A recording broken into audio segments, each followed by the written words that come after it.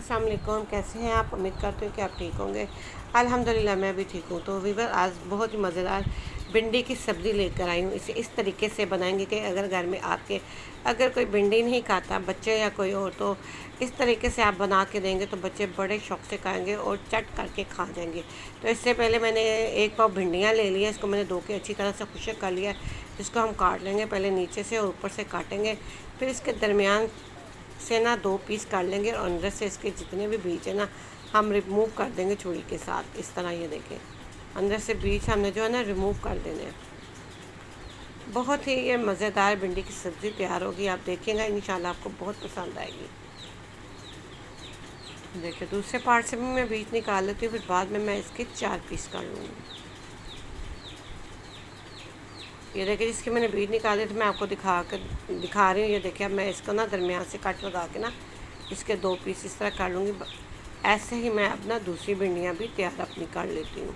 बिल्कुल इसी तरह हमने तैयार करनी है, 4-4 पीस बना देने एक भिंडी के। हाँ, अगर भिंडी पतली हो तो आप इसके 2 भी बना सकते हैं।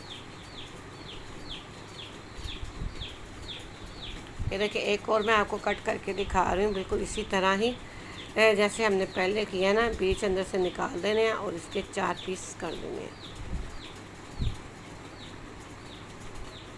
बहुत आसानी से ये बीज निकल आते हैं आराम से,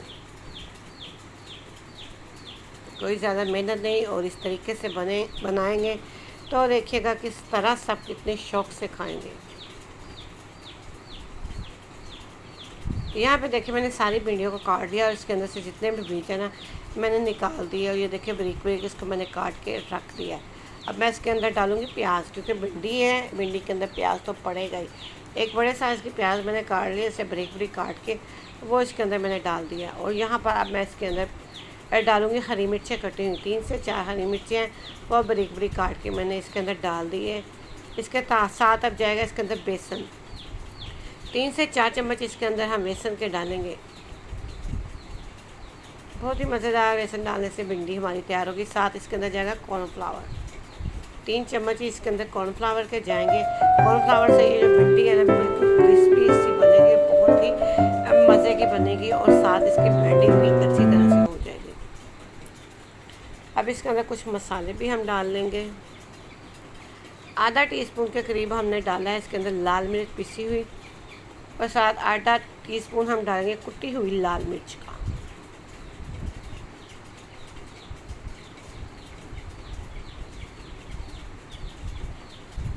साथ हम इसके अंदर डाल देंगे हल्दी का 1 टीस्पून।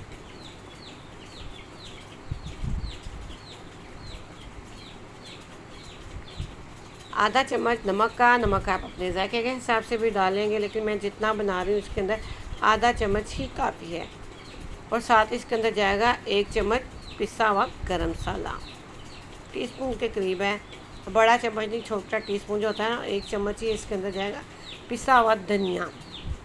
सारी चीज़ों को पहले चम्मच की मदद से अच्छी तरह से मिक्स कर लेंगे। सारे मसाले, बेसन और कॉर्नफ्लावर जो है ना भिंडी और प्याज के अंदर अच्छी तरह से ना इसको हमने मिक्स कर लेना है।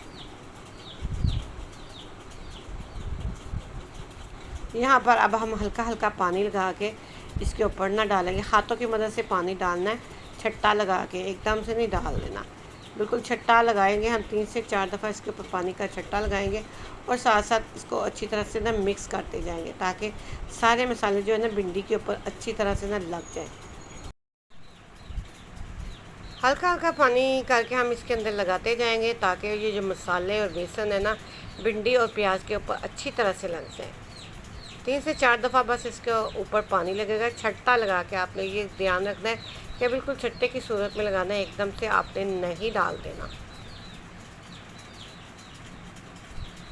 बिल्कुल इसी तरह जैसे मैं डाल रही हूँ ना, हाथों के साथ हल्का हल्का। ये देखिए सारे मसाले इसके ऊपर कितनी अच्छी तरह से लग रहे हैं, बिल्कुल क्रिस्पी से मज़ेदार से इसके हम पकोड़े तैयार कर लेंगे। अब इसके ऊपर मैं डाल रही हूँ हरा धनिया, थोड़ा सा ना हरा धनिया आपने लाजमी डालना है। हरा धनिया हो और पकोड़े हो और हरा धनिया ना हो, ये कहाँ पे लिखा है। ये देखिए अच्छी तरह से मसाले सारे भिंडी के ऊपर लग चुके हैं। ये देखिए बिल्कुल हमने इसी तरह इसे तैयार कर लेना है, इसको पतला नहीं करना, बस इस तरह। ये देखिए इस तरह ये तैयार हो चुका है। अब इसे हम फ्राई कर लेंगे। कितना खूबसूरत, यहीं पे देखिए कितनी खूबसूरत लग रही है ना हमारा ये भिंडी और बेसन लग के, कितना मज़े का और कितना मज़ेदार सा तैयार होने लगा ये। इसे अब मैं फ्राई कर लूँगी। पैन के अंदर मैंने ऑयल डाल दिया, ऑयल मेरा गर्म हो चुका है। अब मैं इसके अंदर डालूँगी भिंडी को, हाथों के साथ, चम्मच के साथ नहीं, हाथों के साथ ना पकड़ के ना हमने डालते जाना है, बिल्कुल इस तरह जैसे हम पकोड़े नहीं बनाते, बिल्कुल इसी तरह। जितने आराम से इसके अंदर आ जाए आपने डाल देने, आराम से, बिल्कुल ऊपर नीचे नहीं करने। एक साइड से पहले हम पका लेंगे 2 से 3 मिनट। आप इसे पकड़ के ना एक एक करके इसको हम ना साइड चेंज करते जाएंगे। देखें कितना खूबसूरत माशाल्लाह नीचे से कलर आ गया। सारे पकौड़ों की साइड चेंज कर लेंगे, फिर दूसरी साइड से भी हमने ऐसे ही 2 से 3 मिनट में पका लेने। बहुत ही जल्द बहुत ही मज़ेदार क्रिस्पी से ये पकौड़े तैयार हो जाएंगे। देखिए मेरे तैयार हो चुके हैं, मैं इसको निकाल दूँगी। देखिए माशाल्लाह से कितना खूबसूरत इसका कलर आ, देखने में कितने खूबसूरत लग रहे हैं, खाने में भी उतने ही मज़ेदार है। आप जब इसे बनाएंगे ना तो आप इसे बार बार बनाने पे मजबूर हो जाएंगे, और बच्चे तो ऐसे खाएंगे कि आप देखते रह जाएंगे कि बच्चे किस तरह से ये भिंडी को इंजॉय कर रहे हैं। यहाँ पे देखिए मेरे सारे भिंडी के पकोड़े तैयार हो चुके हैं। ये देखिए कितने मज़ेदार क्रिस्पी से अब पकोड़े तैयार हो चुके हैं। आप इसे केचप के साथ खाएं या रायते के साथ खाएं, दोनों तरीके से ये बहुत ही मज़े के लगते हैं। अगर आपको ये मेरे क्रिस्पी से भिंडी की रेसिपी पसंद आए तो आपने इसे लाइक करना है, फैमिली दोस्तों में शेयर भी करना है, और चैनल पे जो आने वाले लोग हैं सब्सक्राइब जरूर करें, साथ ही बेल आइकन के बटन को दबाएं ताकि मेरी आने वाली हर रेसिपी आप तक आसानी से पहुंच सके। इसके साथ ही आपसे चाहूँगी इजाज़त, दुआ में याद रखिएगा। अल्लाह हाफिज़।